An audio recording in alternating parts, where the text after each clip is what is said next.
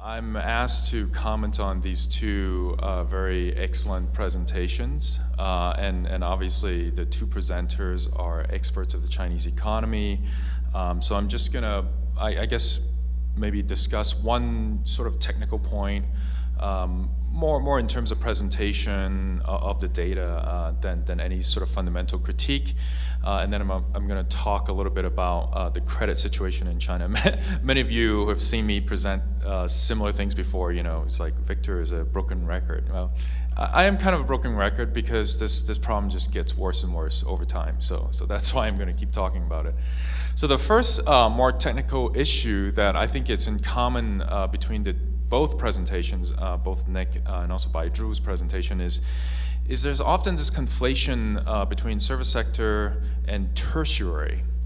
And you know, maybe in terms of how the statistics is presented, you can sort of say that, but I think that the meaning, it gets a little bit muddled, right? Because you know, when Nick and Baizhu talks about the rise of the service sector, their meaning is that consumers in China are increasingly consuming services, right?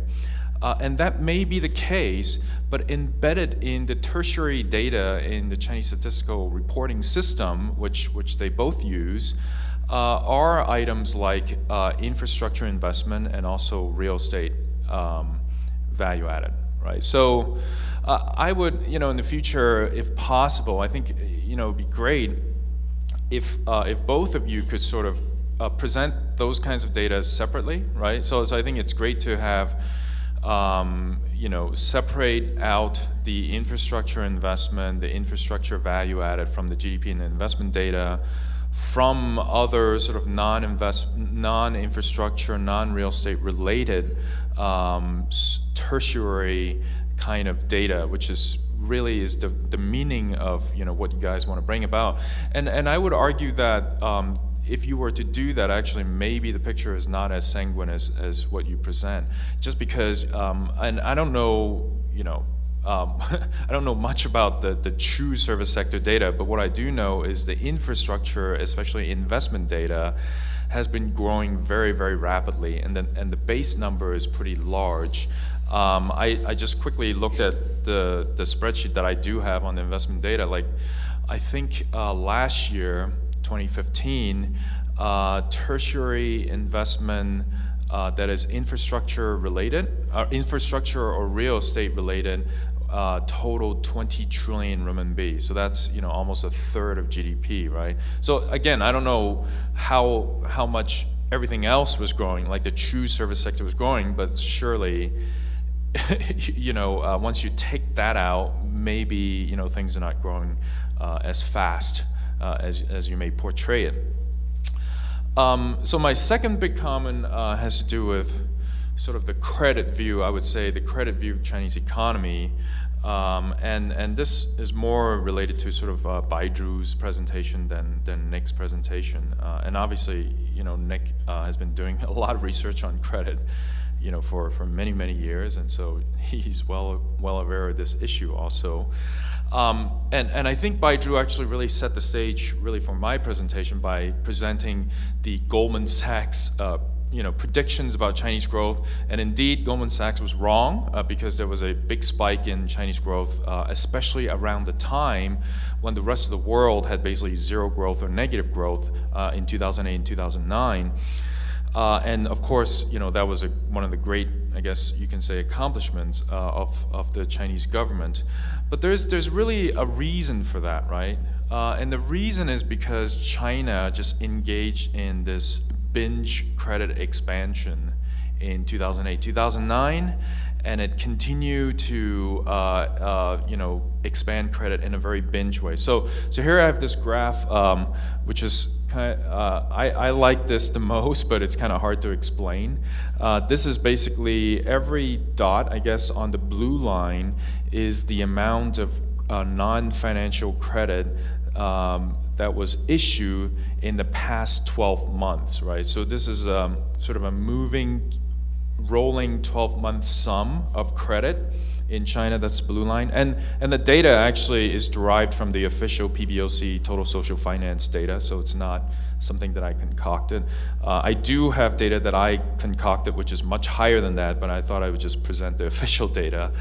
The red line is a 12-month sum of nominal GDP, right? So, you know, obviously you should only look at GDP on an annual basis, but, you know, in order to create this kind of similar series to my credit data, I also calculate the 12-month sum of nominal GDP.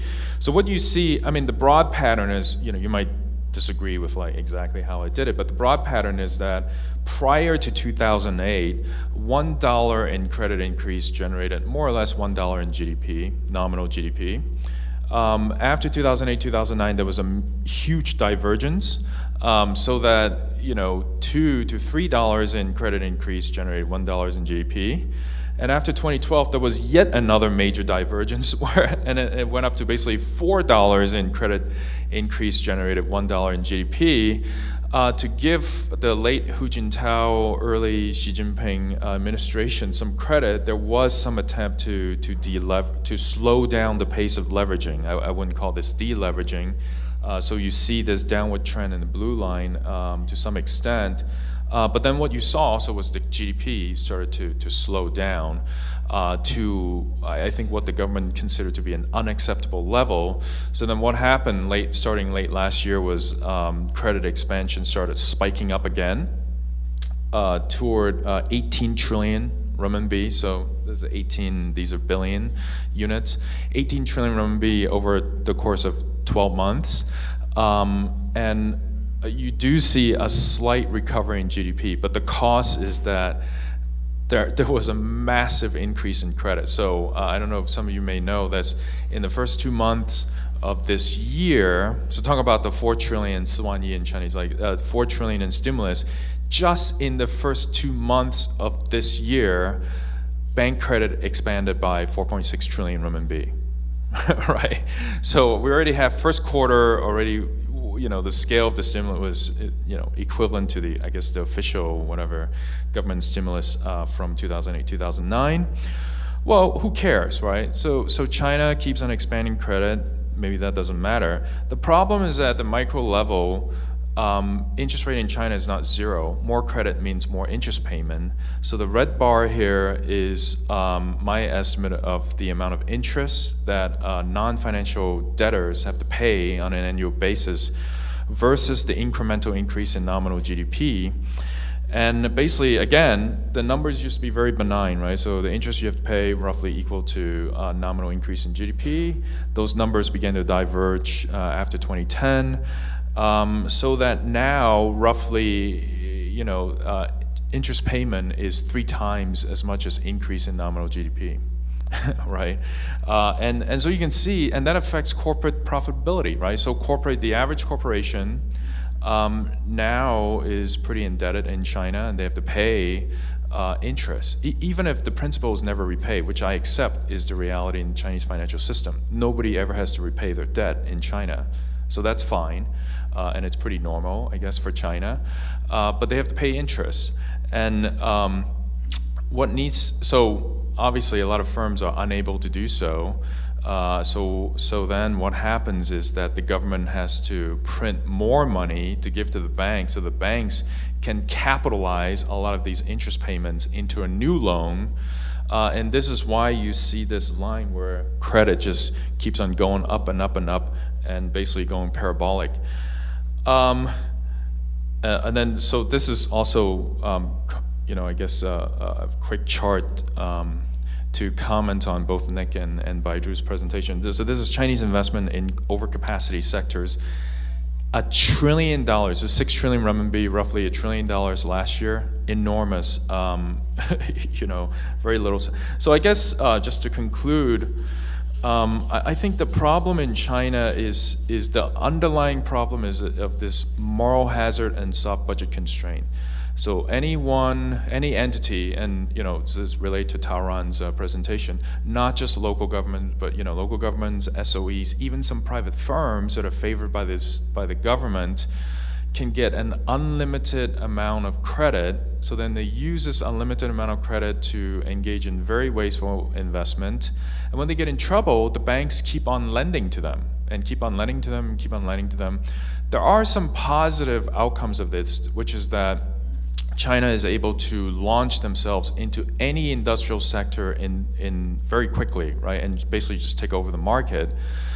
But very soon after that, it creates overcapacity in those sectors, profit fall, debt level rises, and these sectors get in trouble. So it's not a static view, right? So I think overcapacity is not a static problem, it's a very dynamic problem. As long as moral hazard and soft budget constraint exist, especially in the financial sector, China will just never overcome this problem until the financial sector is maxed out. When that is, who knows, right? But I would say it's already at a pretty, I guess I would call it insane level, and credit expansion, keeps on happening at 15, 20% a year. It's not very sustainable. Thank you.